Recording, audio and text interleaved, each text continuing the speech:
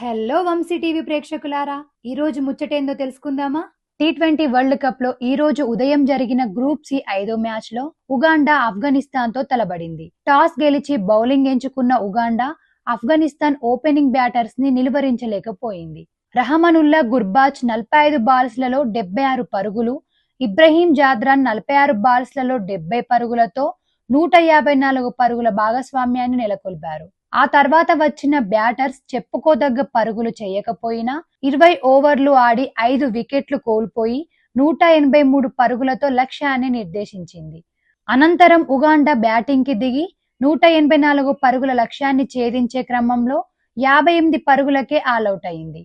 Franchise క్రికెట్లో మంచి అనుభవం ఉన్న ఆఫ్ఘనిస్తాన్ ఆటగాళ్లు ఉగాండాని చిత్తుగా ఓడించి 125 పరుగుల తేడాతో గెలిచింది. దాంతో ఆఫ్ఘనిస్తాన్ ఈ వరల్డ్ కప్ లో తమ మొదటి విజయాన్ని అందుకొని 2 పాయింట్స్ సంపాదించి గ్రూప్ సి లో మొదటి స్థానంలో నిలిచింది. మ్యాన్ ఆఫ్ ది మ్యాచ్ గా ఆఫ్ఘన్ బౌలర్ ఫజల్ హక్ ఫరూకీ నిలిచాడు. మరిన్ని అప్డేట్స్ కోసం keep watching Vamsi TV channel.